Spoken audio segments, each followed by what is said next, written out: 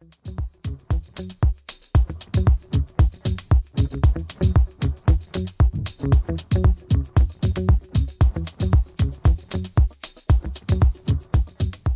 everyone. Welcome to the APA LA chapter. I'm just going to give it a few seconds here. I can see everyone feeding in.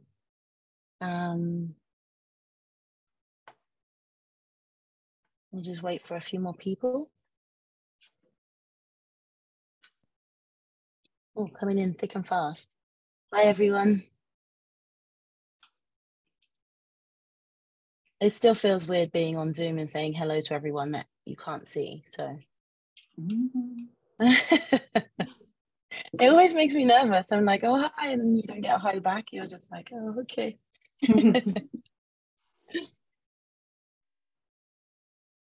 Okay. Well, thank you everyone for joining in. My name is Natalie. I am a board member for the APA LA chapter. A little bit about the APA is that our mission is to advocate, educate, elevate the professional photographic community. And it's an association run by photographers for photographers. So we've always got photographers' best interests at the forefront. We'd also like to thank Sammy's Camera. They're always supporting us in our community. And before I introduce our amazing, lovely guest, just want to drop a brief mention that the deadline for the APA LA's Off the Clock Awards and exhibition is coming this Friday. It's open to all photographers. APA members get a 50% discount on entries, and our curator is Darius Himes. If you don't know who Darius Himes is, you really should get to know, as he's the international head of photographs at Christie's. So he'll be selecting his top 100 and then the 3 best in show. But you're all here to see the lovely Kennedy Carter. Thank you and welcome. Hi, Kennedy. Hi, how are you? I'm good. How are you? I'm making it. It was a hot day in North Carolina. It was very warm today. Oh, wow. Yeah, I think in LA as well, we're just getting some warm weather after what feels like months and months of rain. So yes, I heard it was monsooning out there, like really intensely. So I'm glad that y'all have some nice warm weather. Yeah. Okay, so for those who don't know who Kennedy is, to kind of wrap Women's History Month, I have been harassing Kennedy's people. I'm like, please, can we have her? So to kind of tie into Women's History Month, I'm so excited to introduce Kennedy Carter. She's from North Carolina, and her style is kind of she has a primary focus on Black subjects. Her work highlights the aesthetics and socio-political aspects of Black life, as well as the overlooked beauties of the Black experience. So skin, texture, trauma, peace, love, and community. Her work aims to reinvent notions of creativity and confidence in the realms of Blackness. Amazing. So how did you get started in photography? For those that don't know you or your work, can you tell us a bit more about yourself, how you get started? Yeah, I first started photography when I was in high school. I was taking a photo one course, and initially I had just done it because I thought it was going to be an easy A, but my teacher was like, no, you actually have to apply yourself. And at first I found it a bit annoying, but I ended up enjoying it deeply. I went to college for about 2 years, and initially I also wanted to go into the photography program that was there, but they had us drawing and stuff, and I'm not good at drawing. I'm not good at painting. That's just not my piece. And I tried to finagle my way out of it, but they were like, no, if you're in this program, you have to go through this first year drawing and doing all these other stuff. And I didn't want my GPA to suffer, so I ended up shifting gears to AFAM studies and minoring in photography. And after I did those 2 years, I wanted to, I guess, explore the waters and start doing freelance work. So I told my mom, I was like, Mom, I'm about to leave school. I'm going to do freelance work. And she was like, what even is freelance? You're going to be working for free? I'm like, no, lady. I just want to be able to go and do my own thing and work directly with people and start figuring out the industry for myself. And I think around that time, I was about 19 to 20. And yeah, that's kind of how I first got my start, just making work. Wow. So from so you dropped out, and then how did you kind of like navigate? Because I know when I quit my first job out of university, I was like, I don't know how I'm gonna do this. So can you let us know like kind of like the first kind of like baby steps of what you did when you left college? So when I left college, I was already sharing my work a great deal on Instagram, but I kind of feel like now that I've even just looked back on the work that I was making back then, I don't want to say it wasn't that good, but I do see how I got from point A to point B or C, wherever I am now. And I just was always posting my work, reaching out to other people, trying to be in community with other photographers. And I think that was the most helpful part of my journey, making sure that I'm supporting other photographers, looking to them for inspiration and support, but also figuring out how I can support even from North Carolina. And there's not much of an industry here. But I Yeah. think that's really how I got my start, just reaching out to people, chatting with them. I know that Dana Scruggs, we kind of started following each other early in our careers, or just like in our photo making careers. But she was in New York. I'm in North Carolina. I'm a broke dropout college student at the time, so I couldn't just hop on a plane and network. So she would give me the rundown of who to reach out to, who to email, give me introductions to. So that was super helpful. Amazing. So being in North Carolina obviously has its limits. Everyone kind of navigates to the big cities for creatives and work, etc. How did you kind of navigate that? Did you start by working for like small like businesses or like magazines in North Carolina, or what, or did your work in your reach out, did it help you kind of, you know, travel out of your state? I was taking a lot of jobs just in state. I think when I was posting my work, I would just make sure to follow editors that were making decisions that would mainly be outside of North Carolina. So the New York Times and the New Yorker, they would come to me a bit to photograph like random jobs that would be in North Carolina. I remember one of my first jobs that I did for the New York Times, it was what ballerinas do on their time off, or like their off seasons. So they had me go to Charlotte, and they pretty much had me photograph this woman Ubering, because that's what she did.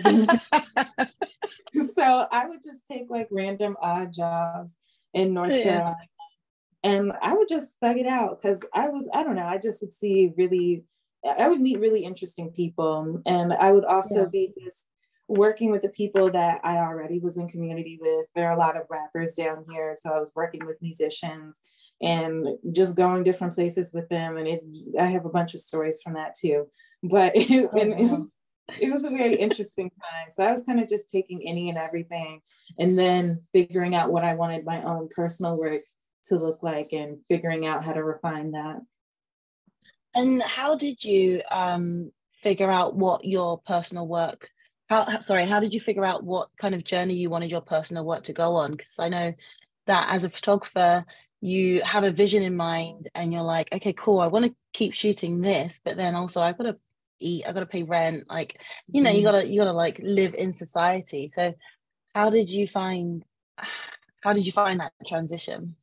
I think the transition kind of found me. I think there was a period where I was like, ooh, I need to move. I need to get out of here because there's nothing to do. I'm not inspired here. And I don't know what kind of bonked me over the head to be like, look around you, pay attention to your environment, find things that inspire you here. But every time, ever since those blinders were lifted, I realized that I don't want to leave the South, and that some of my best work and most beautiful work that I'm most proud of was work that was made in North Carolina, that was made in Texas and below the Mason-Dixon, below the Bible Belt. So I think that was what was super helpful, just not being so blind to the things that are in front of me and the beautiful people that are in front of me. So I think once that happened, I was able to make the work that I find most important or feel like will stand the test of time when it comes to who I am visually in 80 years. That's amazing. So when you was following around this ballerina, what kind of things did you kind of think about before the shoot and during, and did it turn out how you expected it to? I think it was just one of those things where I didn't even know what I was getting into. I just knew that I had to show up and take pictures, and that was really like my first actual job or anything even related to photojournalism or just photo in general.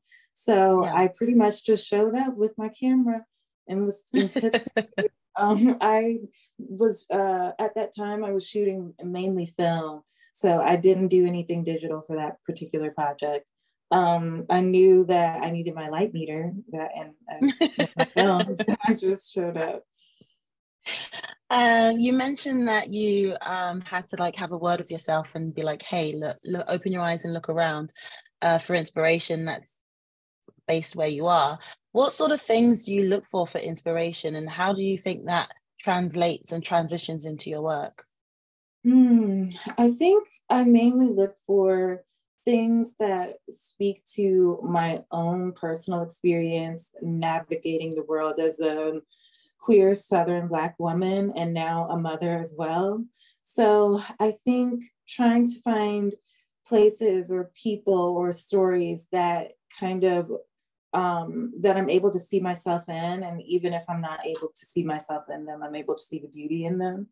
And I think also searching for I guess like themes and motifs that I'm most inspired by, and then looking for, I guess, environments where they fit in.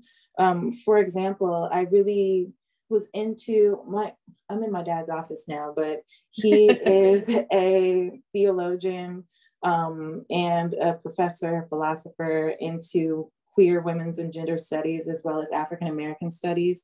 So he kind of, I guess, like molded my mind at a young age to know what things that I was going to be interested in now, which is Blackness, the outdoors, religion, love, pleasure politics. He's just put me on to so many different things. And wow. Now that I know those things, I'm often trying to search for different places where I'm able to find those themes. So I guess that's what I'm trying to say. I don't know, that was kind of wordy, but no, that makes perfect sense. It's like it's really great to have like your parents as inspiration, and sounds like your dad is a wealth of knowledge in terms of like trying to like get you to explore like life and, you know, politics and society and everything else that comes with it, and turn it into art, which I feel is remarkable. So hey dad. For real. Okay, so everyone wants to know about Beyonce and Vogue. I'm gonna share screen so you can show us some, so everyone can see your work. But I have questions. Let's see.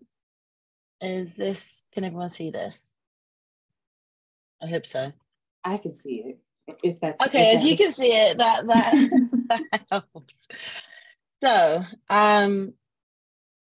amazing. First of all, I don't even know where to begin with this question or like how to start, but British Vogue obviously has been like my go-to ever since a child.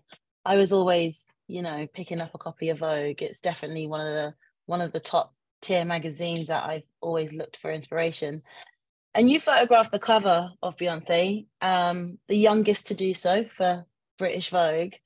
Not only that, it's Beyonce. Like, come on, like how how did this come about, and kind of how much creative freedom did you have? How did they find you? Like, there's a million and one questions, but let's start there. Let's start with, how did this happen? So this was my first fashion cover ever. It was my first cover of anything. And I was very surprised when I got the opportunity. Earlier that year, I believe one of their editors had reached out to me via DM. And I was really excited to share my portfolio with them, but I didn't know what it was for. Later on in 2020, during the summer, I was doing a project out in Asheville, North Carolina, and yeah, they reached out to me. They asked what my availability was, and I was like, for what? But they were being very cagey. And I was like, oh, you know what? I'm free. I guess I'm free. I'll make time or whatever, because I didn't know what it was. And so then they started asking me all these questions about my connection to the South and my connection to Texas in particular. And that perked my ears up, because Like, hold on a minute. no, Texas perked my ears up because I am Okay. a bit of a Beehive member. And I was like, wow, there's only one person that would ask that many questions and ask about Texas and be able to choose who's able to image them for a cover. And I know it's Beyonce, but I didn't want to tell them. And so I told them, I was like, yeah, grew up there for a small bit of time before my dad went to get his PhD, and my family still lives there to this day on my maternal side. She was like, all right. The editor's like, okay, bet. Then she comes back the next day and calls me. She's like, can you get on the phone? I was like, yeah, I'll get on the phone. And I already knew, but I was like, you know what? Keep it in, because I'm not trying to jinx myself. And then she's like, do you want to photograph Beyonce for the... I said, girl, you don't even got to complete the sentence. Yes, I do. Stop right there. Yeah, it's a yes from me. That's how it came about. We shot out in the Hamptons, and it was really nice. It was more than I was ever anticipating. It was also my first time really bringing together ideas or figuring out how to, I guess, like command a set, direct a set, and communicate with the stylist about expectations, set designer about expectations, mood board with her team to make sure that it's fitting with what they're expecting in terms of deliverables. So it was very intense, but I'll never forget it. I'll tell that story to you. That's the ultimate party story. It so is. And my next question then is, so your first magazine cover, your first kind of like fashion shoot, how did you even know where to begin? Did you have like a team of people helping you? Were the editorial team heavily involved, or were you able to just say, here, listen, these are my ideas, will she do it? So I worked heavily with her creative and art director at the time, Kwesi, and that's who I was just working with to put these ideas together. He knew it was my first time, so he was very helpful in guiding me in how to communicate an idea, how to I guess like find the proper references that will communicate what it is to your talent that you're wanting to have them do, and also communicate that to the magazine. So that was really helpful. And also the producer that was on it, I still work with him to this day, Roberto Sosa. I work with him really in depth on figuring out how to make this happen, and then making sure that all the things were in order to have a good outcome and have a good shoot. So for instance, the first image we see of Beyonce, how, like, can you give us an example of like what happened on set, like the real detail of it? Because I know as many photographers, we get given an idea and then we're just like, okay, yeah, but what are the actual words I need to say? Like, how do I, move forward with this and say, hey, can you just like lean back and kick your leg up in the air? Like, is it something like that, or is it like her team communicating and you're communicating through them? Like, give us like a real breakdown. So Kwesi actually found this particular reference. I'm forgetting the name of the woman that did this particular pose. I think she was in, there's I don't even know if you'll get the reference, but there's this show that Bill Cosby did outside of A Different World, and the light-skinned woman, she has a very light complexion. Whitney, yes. I'm forgetting the name of the actress, but she was also a dancer, and she did this pose. And so that's what the reference was, and he had found it. When it was time to shoot this particular image, I had grabbed the reference and I said, hey, do you mind doing this? She was like, yeah, I can do that. I was like, oh, she's flexible. Oh my gosh. And she kicks her leg up, gets it on the first try. The lady is superhuman. So she got it on the first try. Know. We did a few more and we moved on. So that one was, it's like extra to my brain. I am literally dying inside. I mean, my only Beyonce reference is there was when her first album came out, she did like a live taping in the UK's version of what's that music MTV show? TRL, I think. Yeah. So we had a UK version, and I don't know how my friend snagged it, but she was just like, I got tickets, we can go watch Beyonce. I was just like, what do you mean we can go watch Beyonce? She's like, we can go watch Beyonce in the audience. I'm like, don't play with me. And she was just like, yeah. So we were in the studio for the whole day, and she's literally yards between us and the stage, and I'm just like losing my mind at just how professional she is, how amazing she is. It's like definitely a fan for life. She's so like cool this lady. Sorry, go on.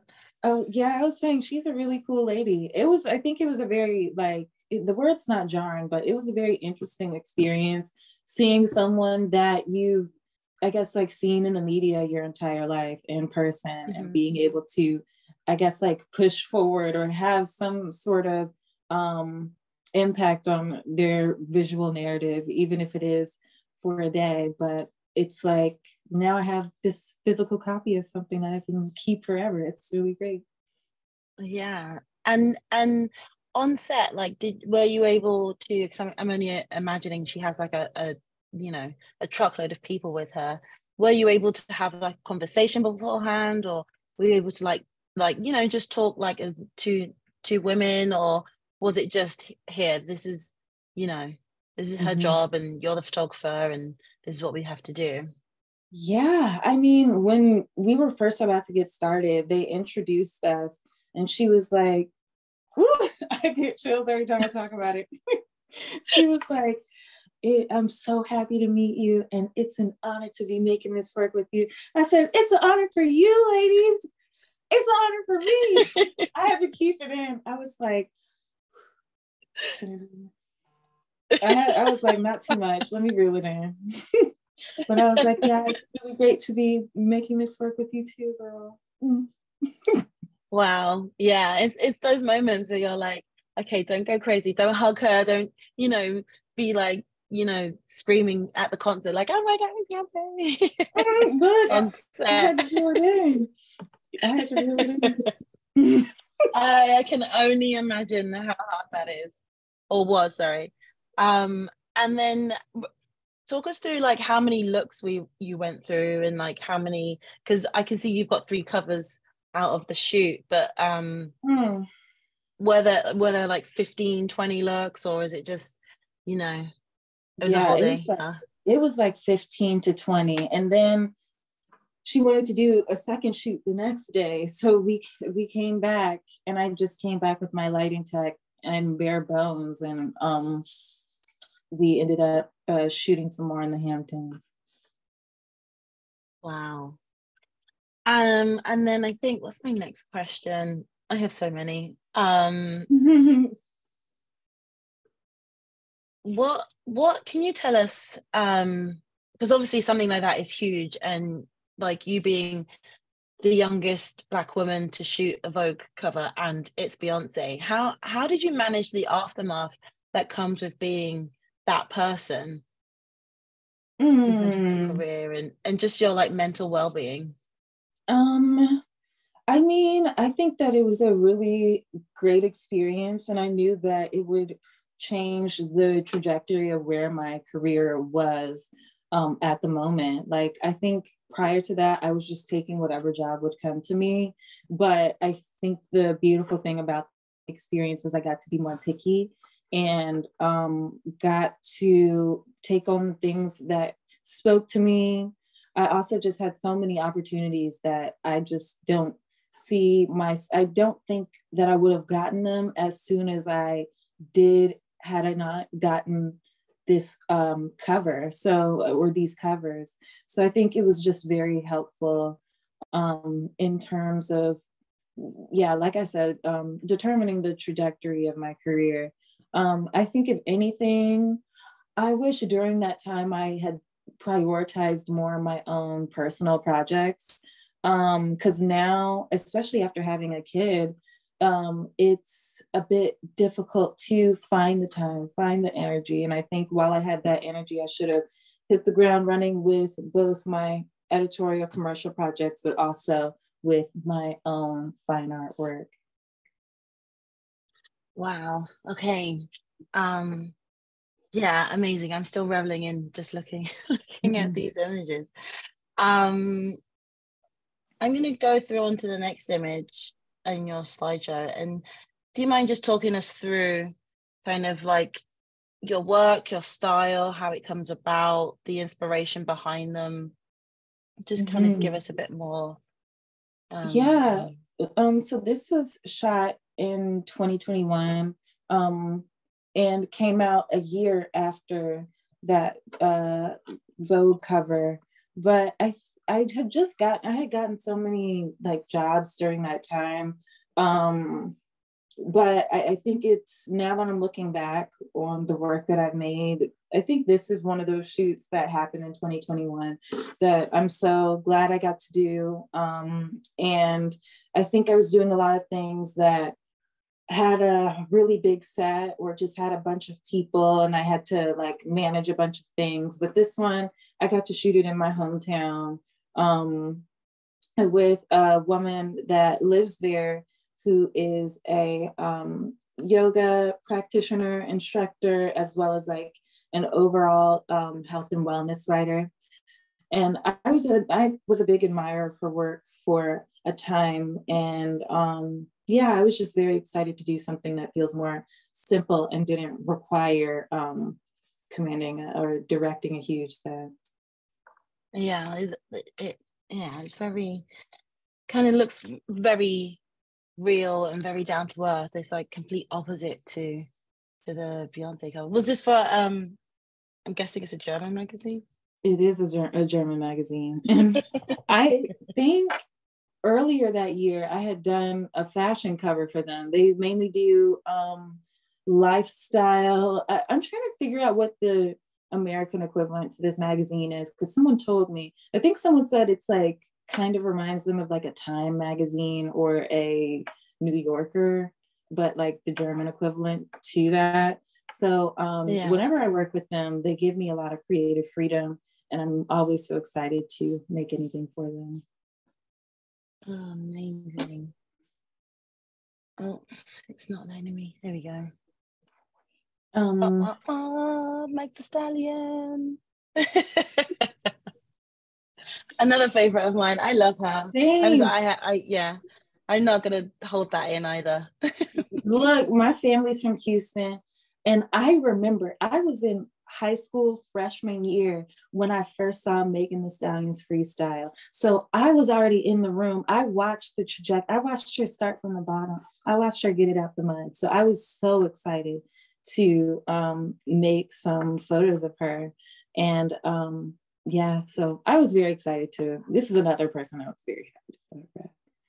And how did this come about? Was it one of your existing kind of contacts that you had met with the editorial team, or they found you, or was this kind of, you know, I think your name's been out there? this was the second cover that I did with Glamour. I think earlier in this year, in 2021, I had photographed Simone Biles during the summer for them. And so they circled back and asked if I wanted to photograph Megan Thee Stallion for Woman of the Year or Women of the Year. And I said, absolutely. Absolutely. Do not give that to anyone else. She's mine.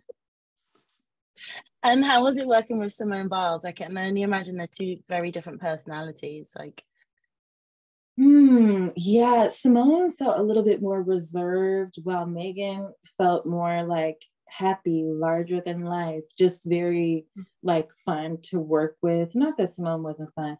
I think she just needed a little bit more coaxing out of her shell, while Megan, I think it's I guess like in part of her job description to have pictures made of her all the time that are I guess like more editorial. So some people, I guess like some people might just feel more in their element when it comes to getting their pictures taken. Some people just don't feel like being pictured sometimes, and I think that's just how people, like, I don't know. It's just pictures can be really intense. So I just go with it. But I think towards the end of our shoot with Simone, and looking through the photos, I think she was very happy with the outcome.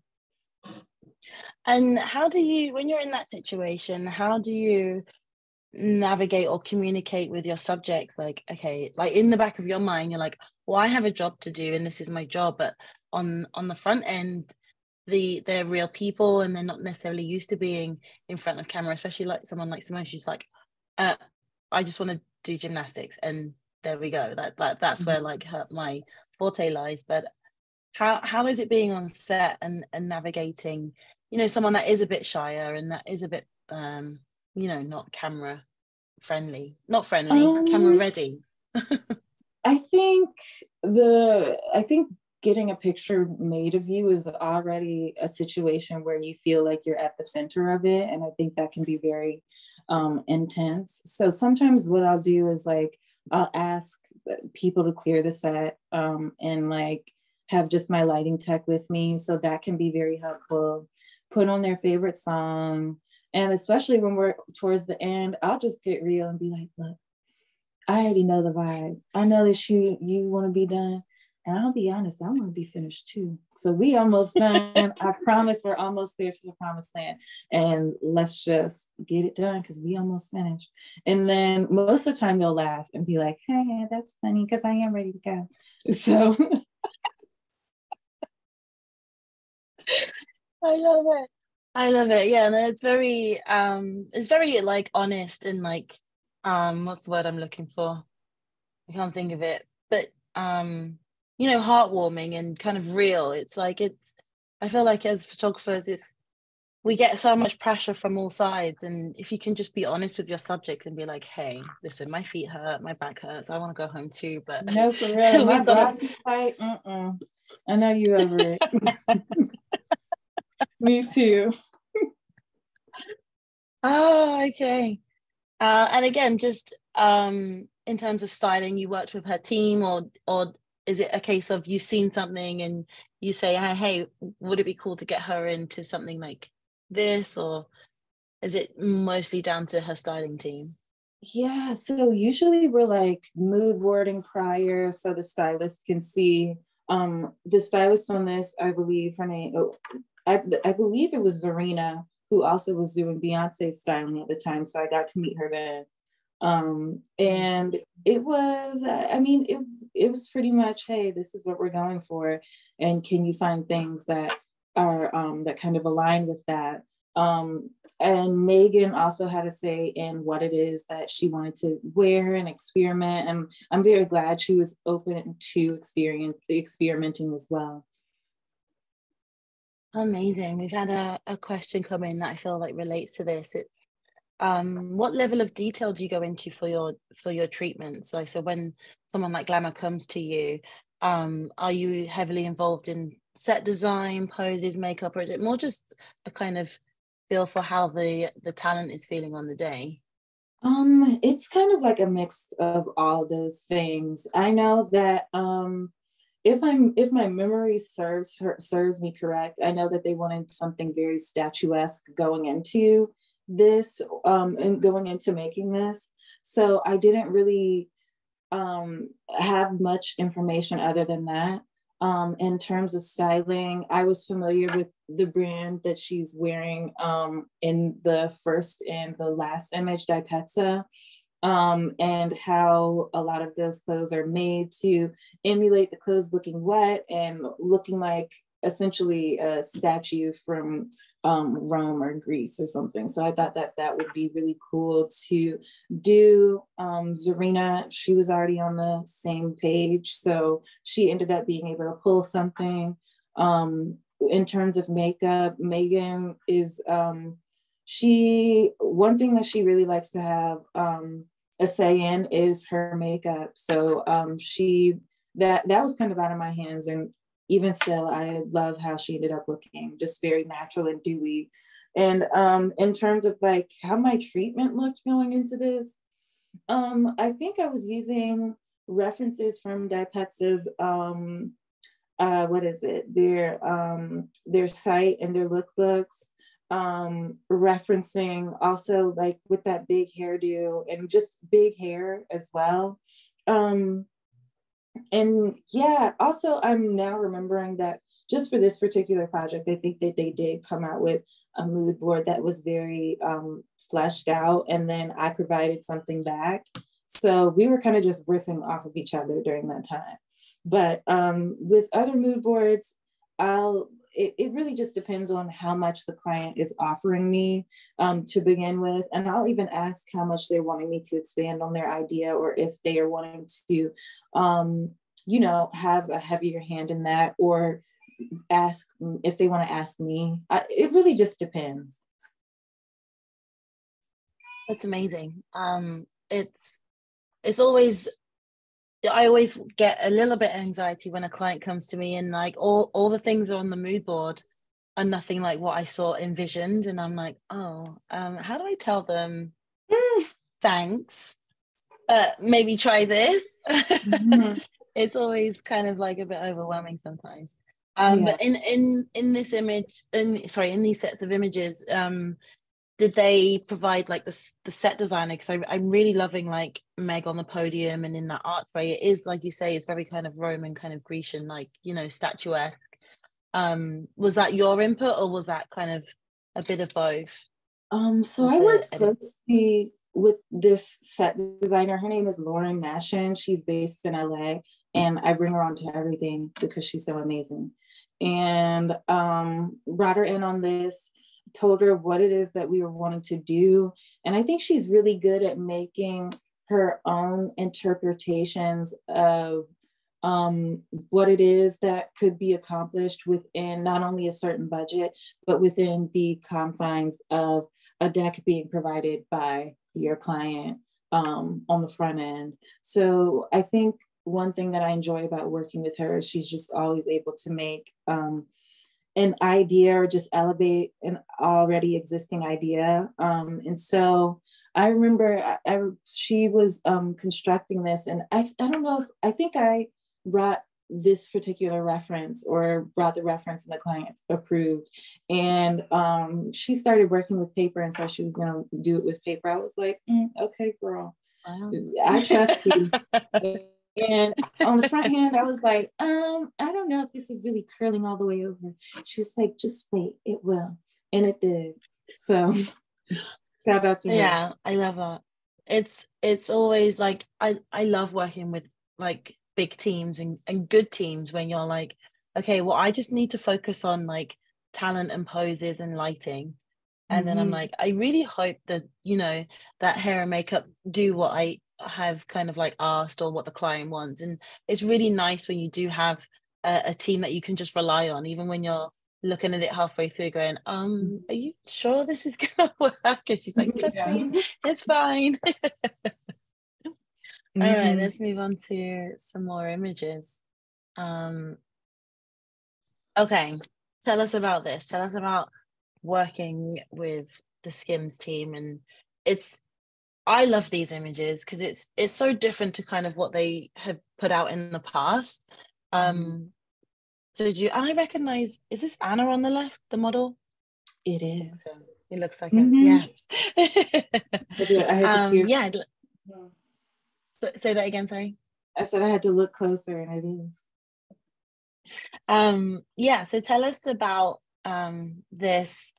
How did it come about? What's your inspiration and how much creative freedom do you have for this?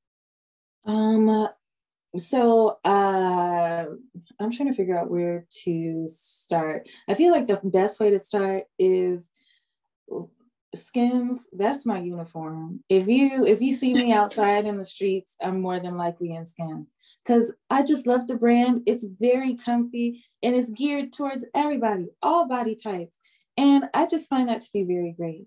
And I also really loved their creative, and their creative team is really great. So I knew that I had been wanting to work with them for a very long time.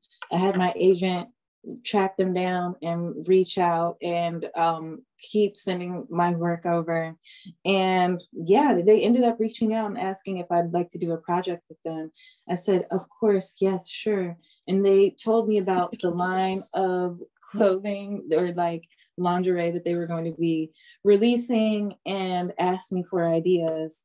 So I sent them some ideas. I knew that I wanted it to feel a bit muted and in terms of color palette. And I also wanted the images to feel a bit 70s ish, because that time period is just the sexiest time period to me. So So cool. yeah, I know that a lot of my references came from like blaxploitation films and like Pam Grier, different screen grabs from things that she's done. And I'm trying to think of what else, like almost mid-century modern furniture and borderline monochromatic tones, but not all the way, just complementing colors that felt kind of muted. So I figured that's what I would want to go for. And I think this was one of my first jobs that I did postpartum. And I was super excited to do it. It was a nice way to usher in a new era. I absolutely love it and can definitely see your blaxploitation references, like the big afro. Like I've wanted to grow an afro like that forever, ever since I was a child. And my mum's like, your hair won't go like that. And I'm like, it's not fair. And she's like, blame your German grandparents. I was like, oh great, okay, here we go. I want an afro. But yeah, no, I really love your muted monochromatic color, like use of colors, because whenever I think monochromatic, I go the opposite. I'm like hot pinks and neon blues and like lime greens, and I'm just like that's where I see my headspace. But this, yeah, just hearing you talk about your references, I can't stop staring at them, especially as like you've got like this wood paneled wall, and it's so 70s, but it's so modern as well. Mm-hmm. Absolutely love it. I love it. Okay, what's Yeah. next? Let's see what's next. I'm nervous. Oh, okay. The Happy Reader. Okay. I think when I initially went to Asheville and I had found out about my British Vogue job in 2020, it was when I was shooting another job with Moses Sumney. So I came back the next year and photographed him again for a small magazine called The Happy Reader that's published through Penguin. I had never heard of it, and I was like, oh wow, this magazine looks really interesting. And so and I always, anytime someone's like, Moses needs photos, I'm like, pick me, because I love working with him. But we were out in Asheville where he lives in the snow. It's so snowy because he lives on a mountain. And it was just a really fun shoot. I think I also like during the shoot, I was like, wow, this person, you're really funny. Like, just really hilarious. I was cackling the whole time. And his house is just really pretty. And we got to shoot around it into all hours of the night. And yeah, so we were photographing out in the snow in his home.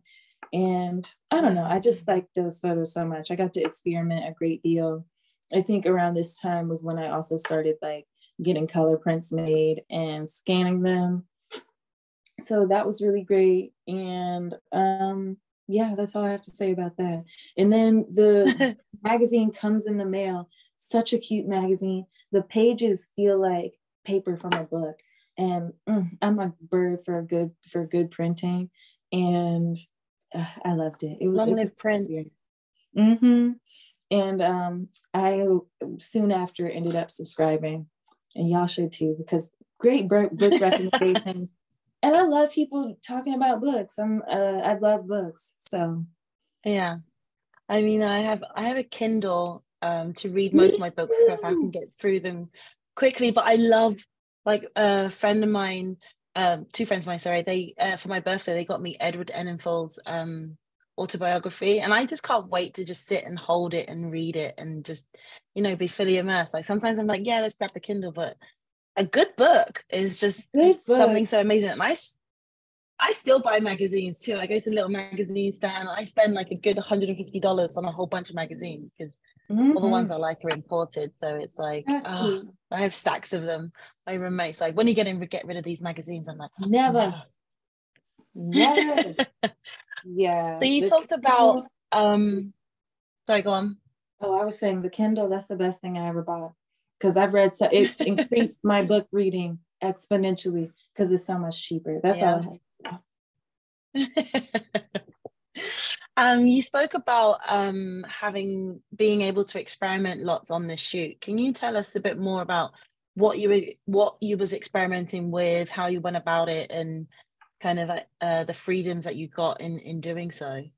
Yeah. So this shoot was another one of those shoots where I just pulled up with myself and a photo assistant. So we went up there, and we went to his house, and I have gotten a new camera to play with. I know that it's a Fuji, and I'm forgetting the name of it. I think it starts with a G, and it's one of their huge tanks of a medium format camera. Have you ever seen it? It's like massive. I think I have. I don't know the names of any cameras. I'm like, does it take pictures? Cool, let's go. That's my ministry as well. Hence why I don't know the name of it. But I bought it because I knew that you could tilt and shift with it, and the same way that you could with a large format camera. Okay. So I brought it, and I think I used it in this middle image as well as on the cover. And I just loved using it. It's just too big and massive for me to just tote and around everywhere. And but I just loved using it. I also experimented with light a bit, and just like painted the room red with this like LED that my friend brought. And then what was and then also I ended up getting these printed in the dark room.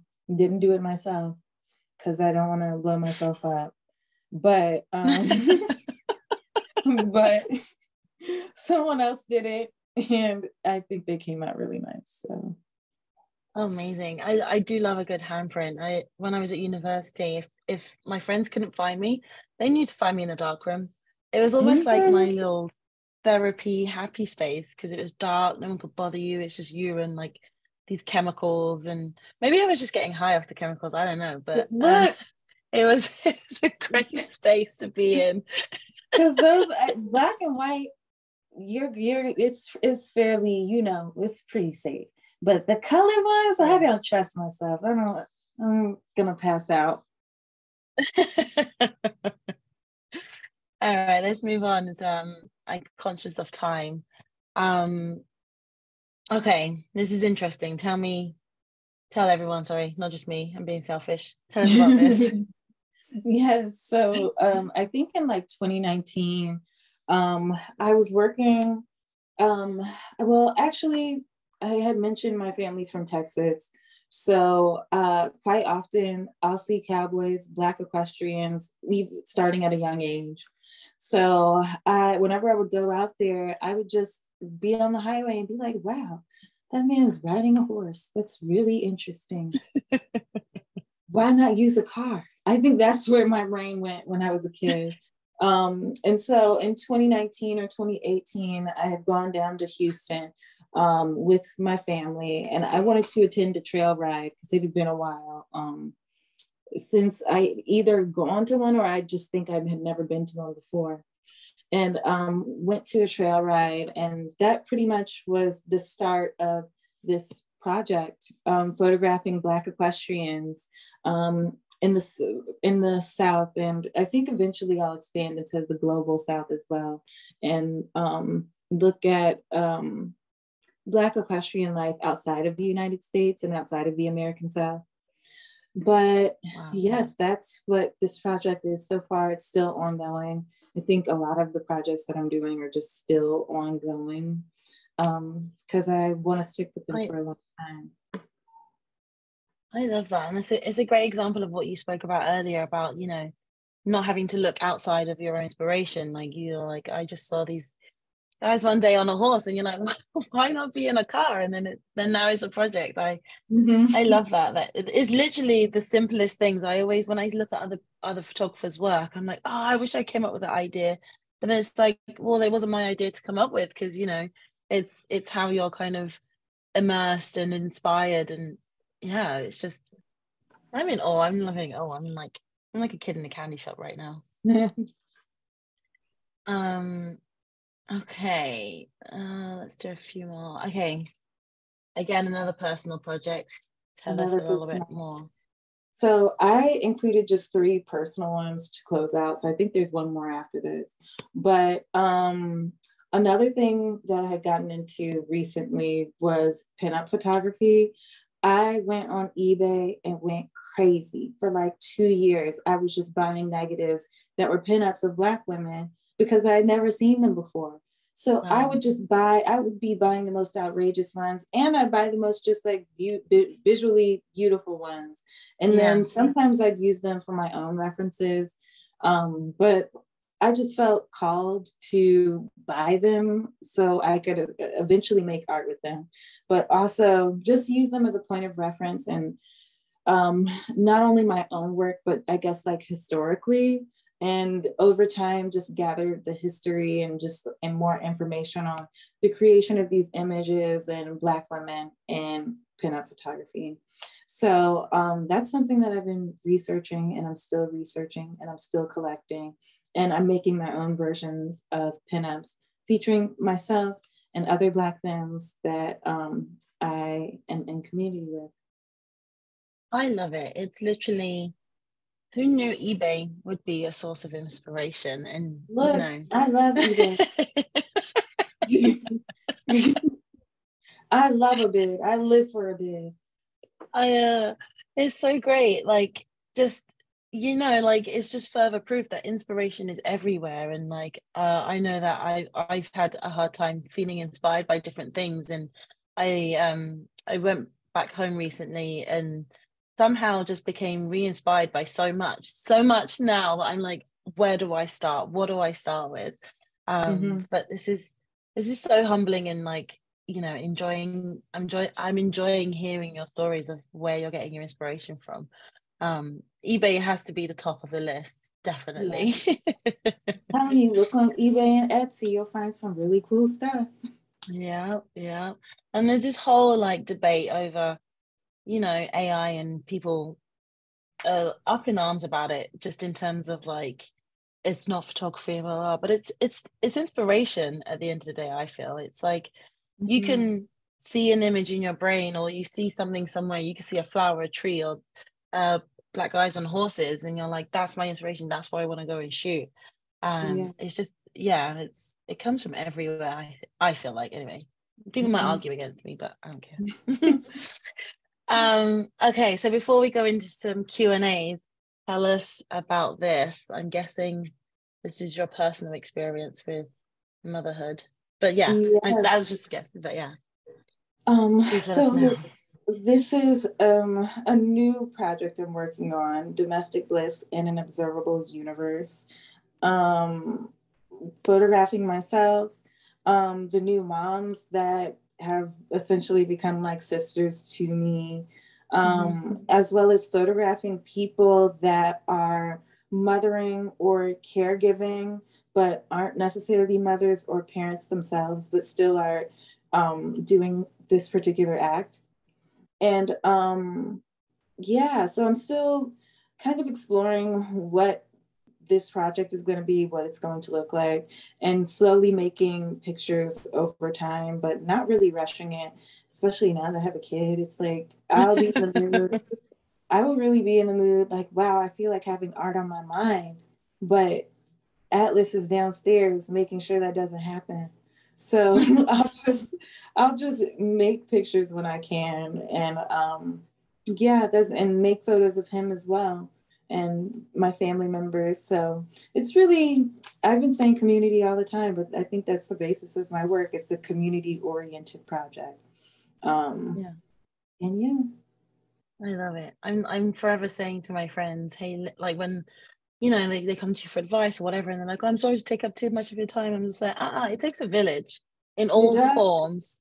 Like, I don't think you can life by yourself. Like, I need people to life with, if that Okay. makes any sense. Okay. I was like, wow, I really need to open a compound because I don't know what I would do without my friends. Let's all just live together. I swear, like the amount of like group chats I'm in, I think 50% of my time in a day is just going through the group chats and, you know, helping this person with this one, or I need, I'm not very good at asking for help. So recently I have been, and it's like made my anxiety levels up here, but like the amount of response and love that I get is just so overwhelming. It's just like, I'm so glad I have all these people as my friends, because, you know, I couldn't do this without them. Honestly, friends are I great. am. All right. So Q&A time. Let's see what we got here. I probably have more questions of my own. But we've got one here. Who are the visual artists, whether in photography or other mediums, that inspire you? Thank you. Mm, um, one for sure is Carrie Mae Weems. I met that lady one time and it felt like meeting a supernova. It's rare that I'm starstruck, but it was like Beyonce, Carrie Mae Weems out here. Like she's my Beyonce. So Carrie Mae Weems for one is sure. I'm also a big fan of Deanna Lawson. Um, it's always like whenever someone asks me who my favorite artists are, my mind goes blank. Mm, Always away. Ming Smith. And then Tim will come to you. Look, and it's gonna come to me in the middle of the night. I'm gonna be like, oh, should have said that one. Alex Soth. Ooh, Susan Miales. Oh my gosh. Carnival Strippers was one of the best photo books I've ever laid hands on. And then as of late, I've really been circling back to Sally Mann's immediate family because the project I'm working on now. So I think those are some of my, off the top of my brain, I can say are inspiring me at this moment, and probably will be for a very long time. Amazing. Okay, another question is, could you go more into the themes and motifs that you're drawn to and how you search for them in different places? You've mentioned Blackness, the outdoors, pleasure, politics, love. Would just love to hear you go into more details. So I think, for example, with pleasure politics, I think my interest kind of got piqued once I was going through those eBay accounts and getting all those images. I feel like of finding the particular motifs or just things that I'm interested in often are just coming from books, and I'm finding different places to apply them or like apply my interests and where they surface in the real world. So for me, ideas of pleasure would surface in an eBay account where I was just buying photos. I think as for the outdoors, equestrians, working with equestrians, and also finding different places where I guess like nature impacts who we are. So another thing that I'm kind of interested in is like freshwater baptisms. So it's something that's becoming obsolete, but I do want to go out to like South Carolina and find people that are still doing it, and go from there. I don't know. I think I just like something kind of just clicks into my mind, and I'm like, oh, these two kind of come together almost like a puzzle.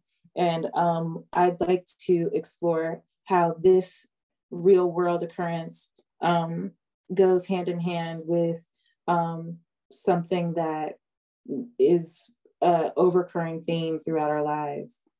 So yeah, that's kind of so far. I love it. What else we have here? So we've got a question in from a creative director. How do you work with a creative director, especially during treatment and prep stage, and how do you all work together during post-production? So I think it's kind of strange because I've encountered ones that are super hands off and are like, hey, this is the idea, do what you will, and I trust your input. But I've also met ones that have a more heavier hand. I think the ones that feel a little bit more heavy-handed in their work, I think it's very helpful because they know exactly what they want, and I just keep it pushing, and I can take off my creative director hat and put on my photo directing hat and go about my business. So I think it really depends. But I don't think that I'm opposed to either. I think it's helped me even in my personal work, figuring out how to properly communicate an idea. I think on the post-production side, I feel like they don't really do much in post other than if you bring back deliverables that look completely different than what they had going in your brain, that they had going on in their heads, you're going to get roasted. But even then, you're typically able to, I don't really have to work too much with them on the back end of things. I just give them the deliverables. If they have any notes, I take the notes back to the retoucher and we kumbaya. And kumbaya. Oh, this is great. There's a couple more questions. Do you have an opinion do you have an opinion on the ongoing conversation of artists like Annie Leibovitz being asked to photograph high-profile Black women? I mean, I don't know. It's like not necessarily. I think if anything, there's definitely a history of Black people, Black women not being able to get a foot in the door when it comes to the photo industry. And I think that could have been shifted a long time ago had people of Amy Leibovitz's stature said something about it. And I think that's more where my smoke is, because I can't really control who ends up imaging someone. And I think that's more of something that should be taken up with a photo editor. But also I think that it's necessary to hold space for the art that a photo editor is trying to do. Maybe they simply felt this person was a good fit and could make the image that they're wanting to make.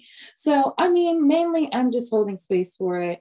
And if anything, I am wanting to hold accountable photo editors to making sure that there are, just different people that are in a diverse group of photographers that are being ushered into this new era of image making, and making sure that it's not just me or just one consistent person that people are just using. You have to find new people as well, and you have to continue doing your research and not just play it safe. So that's my feelings. Hey, it's all facts right there. I don't think I can disagree with anything. Um, okay, so what do we have here? I'm just trying to like group the questions together. So we've talked a lot about like your inspiration and everything. There's a couple of questions on how do you navigate the business aspect of photography? I wish I could just go out and take pictures and not have to worry about money, contracts, anything else. Me But too. but here we are, we still have to do this. So I'm guessing your rep will kind of take care of most of it, but what do you get involved with? Like, do you have a lawyer, accountant, publicist? Like, who does your contracts? Who negotiates your rates? My agent negotiates my rates. In terms of finances, I do have an accountant. If you don't have an accountant and you are a freelancer, I'm gonna cuss. Get yourself a goddamn accountant because you will fuck yourself over. Do not be one of those girls. Get yourself an accountant. You don't want to get too far behind on stuff because that's how freelancers get screwed over and owe too much in taxes that they'll never be able to pay. So just get yourself an accountant now so you don't have to worry about it later. I do think that if you can afford it, definitely get yourself a lawyer so you can have contracts and be able to make sure that not only you're showing up for yourself properly, but the people that you are photographing, you're showing up for them properly and that they know what it is that they are getting into when they are having their picture taken. Because you don't ever want someone to come up and be like, hey, I feel a bit used because of this, that, and the third. Because I mean, photo community, the word community surfaces again. This is a community-based art, and someone is they're giving you something when you allow them to take your picture. So you want to make sure you always do right by them and hear them out properly and make sure that their feelings are heard and that they don't walk away from the experience feeling slighted. What else is there? I think that's all I have to say about that for now. I'm still figuring out the business support side of things myself, and everything I don't know, hopefully someone else will be able to teach me. That's all I have to say about that. It's hard. Like, no one teaches you how to be an adult at school. It's like, why didn't you teach me how to, do investments and budget and do tax stuff that I need to life with? Like, I don't think I've used Pythagoras' theorem once since leaving school. And I don't know. It's a lot. Okay, just a few more questions, if you don't mind. How are we doing for time? You okay? Who, me? Yeah, you. I could be here all day. Let me get a peppermint. Okay. I have to get a peppermint. So I have a personal question, which is just kind of your career as a photographer, like do you feel successful or do you still struggle? And where and kind of where do you kind of sit in that kind of mental space? Right now, I just feel like the biscuit lady. Have you ever heard of the biscuit lady before? Just the bitch that makes the biscuits. Like, I just feel like I'm making work for everybody else but myself. And I think the minute that I become vigilant, hyper vigilant about protecting myself, protecting my own work and the work that I want to make, I need to become vicious about it. And once I do, that's when I'll feel like I'm successful. Okay. And that's wise words. It's you can be kind of stuck in this wheel of, someone sends you a pitch. Can you do this? Can you do this? Can you do this? And you're like, wait a minute, what am I doing for myself? It's I've recently given myself Fridays. So I have what I call creative Fridays, where I'm not necessarily worried about an upcoming job or trying to do a pitch or trying to do a test shoot or anything like that. Like, I'm like, well, Fridays is my day that I don't have to think about work unless I want to. And on that day, I can choose to scrapbook or paint some stuff, even though I don't know how to paint a single thing. Like, I just, do whatever, something creative that isn't necessarily tied to photography. you have to give yourself time to yourself, otherwise you are the Really. biscuit lady. There's this, or you're the biscuit lady. There's this book that I've read. It's called Art on My Mind by Bell Hooks. So you have basically an Art on My Mind day. You have a day where you're trying to keep art on your mind, and I think that's really good. I always joke with one of my good friends when I say that I feel like going to a gallery or I feel like doing anything. I'm like, wow, I feel like having art on my mind right now. Or if I want to go to the movies, I'll be like, I feel like having cinema on my mind right now. So, but I love it. Okay. I think we've got a few more questions. Sorry. Let me try and group these and get through these. So we've got one from Danielle Hardy. She's like, "Hi, I've loved your work."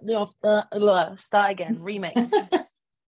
I have loved your talk so far. I am a photographer graduating college in May, looking to work in the editorial and fine art worlds. Do you have any advice for a young artist trying to break into the industry? Email people. Dana told me the best thing that you can do is find the editor's email, anybody's email, and just keep emailing them. She said that she would pretty much like, if they didn't respond, she would just respond to the email and be like, yeah, the weather's great today. I'm glad we got to link up. She would gaslight the editor into responding to her, and they freak out and be like, oh man, I forgot to respond. No, they didn't. But now look at this work. It was the smartest thing that I had ever heard. And once I started doing that, it was, look, there were results. Wow. You see what the scale of work Dana's been making. So I love her. Her work is phenomenal. I love that. Yes, the weather. The ice cream tastes great. How did you like it? I love it. Okay, let's see here. Could you share anecdotes and stories from when you were starting out? I think we might have covered this. How you supported other photographers remotely from NC and built community with them. How you took photos of the beautiful people around you and followed rappers to random places when you posted your work, and when that first big publication reached out to you. It's a lot, but I mean, I can give you a few stories. I mean, I told you about when I first connected with Dana, and we were going through it at the time, but I remember I was in college and we had been chatting, and eventually she had gotten her this Essence cover that was just really stunning, really beautiful. She had a series of covers that came out just back to back that were so beautiful. And I just remember like witnessing just a few months ago how my friend was struggling immensely to have things shifted completely and did a 180. And I think it can be very, I think I at that time I was thinking a lot about her experience when I felt like I was going to give up, because things can change so quickly. They can shift so quickly. And so you just kind of have to keep going. I think one story that I do have about when I was following around a rapper, he was not a good one. We went to Greensboro. We were in Greensboro. I went to UNC Greensboro when I was in college. And he asked me, I was doing like $20 shoots. It was so bad. I was shooting like $20 because I didn't know my word. And I just needed a cookout tray. I was so hungry. And so we go downtown, and I bring my friends with me because I didn't want to get kidnapped. We're like trying to get back to the dorm. We're driving. His wheel comes off. His steering wheel comes off as we're driving. He has to shove it back on. And then I think during this time it was so chaotic. He started smoking in this car, and we're all like, oh man, we just wanted to go back. It was just not worth $20. And the police pulls us over. He opens the door and tells us to get out the car. I'm like on the sidewalk, and I can see all the smoke coming. It looks like the car was on fire. So I was just doing very random things. And I think it was at that moment that I realized not all money is good money. I could just have ramen noodles. Don't say yes to everything. So that's one of the, I don't know if this is a good antidote or a good analogy or a good story, but that's what I walked away from that situation with. No, that's a great story. I love it. I can't believe his steering wheel came off. I would have, Steering I wheel think I came would off? have just, I would have thrown myself out of a moving car and risked life that way. Ooh, ooh. It was horrifying. Okay, one more question.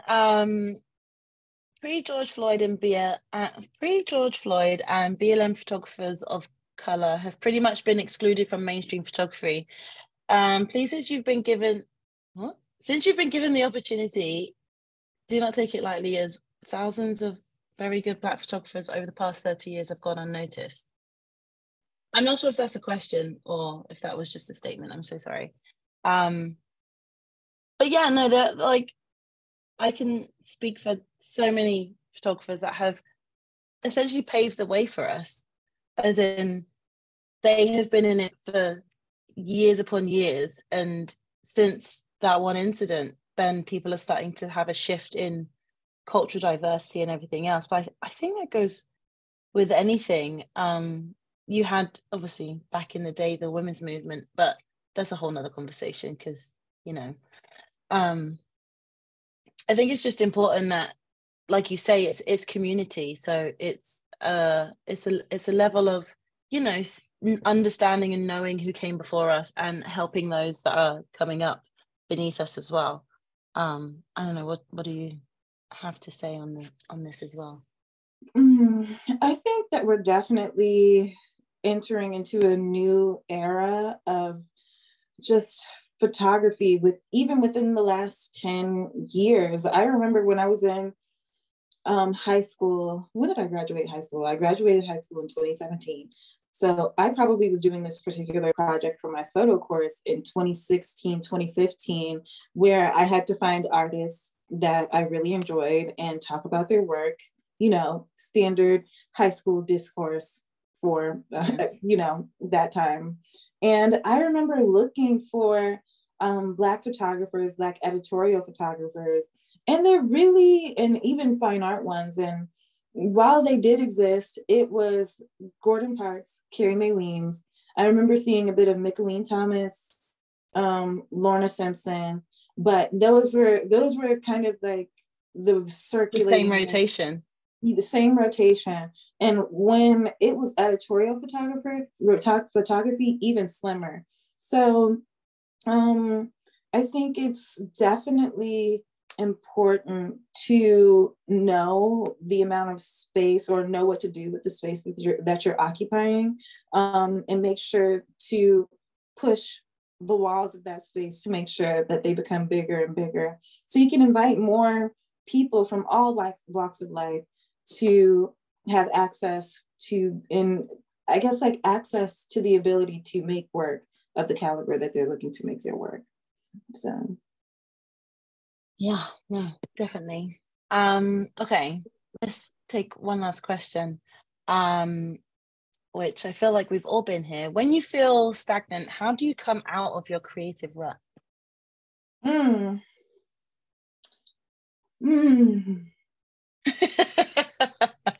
wish I could tell you, girl. I'm kidding.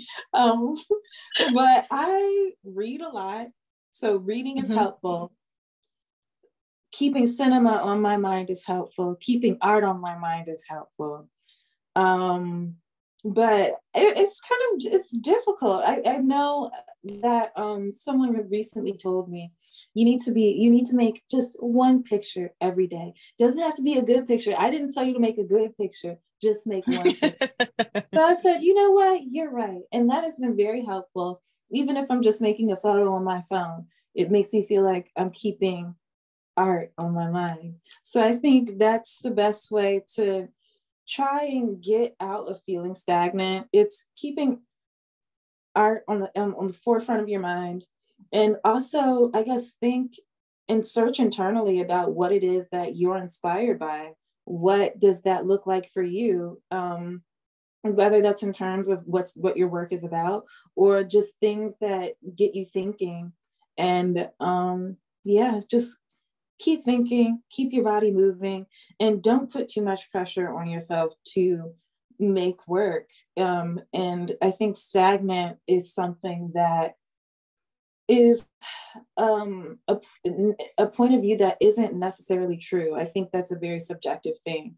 Because I remember at one point I was feeling stagnant postpartum because I wasn't doing anything, but I was healing from a C-section and a car accident. That's another story for another day. But I wasn't feeling stagnant. I just needed to sit down and heal and be in tune with my body and know that when I feel like making work, that time is going to come and I'll be ready for it because I focused on my own healing.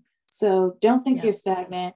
Focus on your healing. If you can, make a picture of a day. Don't feel too hard pressed to if you don't feel like it, but be gentle with yourself.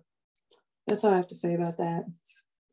For sure. It's I don't think, unless you're a creative, I feel like sometimes people just don't know, like you can go to work and do your job and whatever, but as creatives, it's like, I can't just switch it on. I can't just turn on this creative genius that you've seen in my past work. Like, you need to give me some time, like give me a brief and, you know, you have to let it marinate, you know, like good food always tastes better when it's been marinating for 24 hours. So for real, not everybody can be the biscuit lady. You can't just throw out biscuit. You can't. No, that's not what art is. If you can, you can't. They're not going to be good biscuits. You know, sometimes, you know, because if it's too much flour, some people might choke. Like, just don't be making biscuits just to make biscuits. Make them because you want it to be good. There we go. Yeah. All right. Well, thank you so much for your time today. It's been amazing. I've had a barrel of laughs. I've loved listening to all your stories. I've been trying to get you on this thing for like a year. And, I'm so sorry. Look, I was going through it last year. It's fine. I was very stagnant, but I'm back now.